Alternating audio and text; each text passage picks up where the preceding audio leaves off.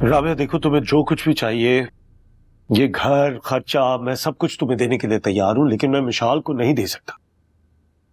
Farhad please, तुम्हें क्या लगता है कि मैं ये सब कुछ घर पैसे के लिए कर रही हूँ? मैंने मिशी को अकेले पाला है इतने साल, कभी तुमसे कोई तकाजा किया? हाँ, तो मैं तुम्हें राबिया यही समझाना चाह रहा हूँ कि हमारी बच्ची को माँ और बाप दोनों के प्यार की जरूरत है। हमारी बच्ची? ये तुम्हें अब याद आ रहा है जब मैं फैसला कर चुकी हूँ?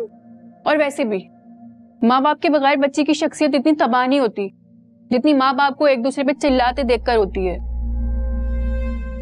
राबिया देखो, मिशाल अभी छोटी है ना, कल वो जवान होगी और जो कुछ भी हो सगे बाप से बढ़कर तो कोई भी नहीं होता ना। मैं नहीं चाहता कि उसके ऊपर किसी की भी बुरी नजर। प्लीज इससे आगे एक लफ्ज मत कहना। मैं तो आपको बहुत अच्छी तरह से जानती हूँ और मिशी का ख्याल मैं खुद रखूंगी। तुमसे ज्यादा फिक्र है मुझे उसकी। हाँ, तो मेरी बात को समझने की कोशिश क्यों नहीं कर रही तुम? मुझे तुम्हारी बात बहुत अच्छी तरह से समझ आ रही है। तुम यही चाहते हो ना कि मैं सारी जिंदगी तन्हा गुजार दूं? अरे भाई, तन्हा जिंदगी गुजारने को कौन कह रहा है राबिया? मैं तो ये कह रहा हूँ और भी ऑप्शंस हैं। हम दोबारा भी तो मिलकर रह सकते हैं ना, हमारे पास और भी तो ऑप्शंस हैं। क्या हम फिर से एक बार ट्राई नहीं कर सकते अपनी बेटी के लिए? दोबारा मिलकर रह सकते हैं? कैसे रह सकते हैं? तुम सब कुछ जानते हो कि हमारी डाइवोर्स हो चुकी है। कैसी बहकी बहकी बातें कर रहे हो? मैं जानता हूँ हमारी डिवोर्स हो चुकी है, लेकिन हमारे पास और भी तो रास्ते हैं ना। कैसे रास्ते? मेरा मतलब जैसे लाला। तुम होश में तो हो? देखो,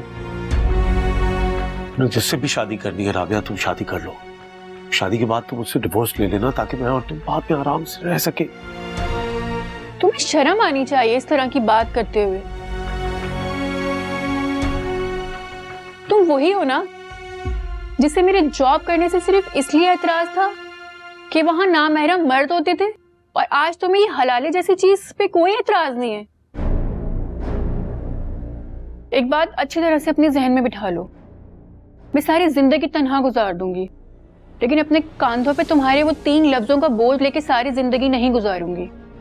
जानते हो क्यों? क्योंकि तुम इस काबिल ही नहीं हो।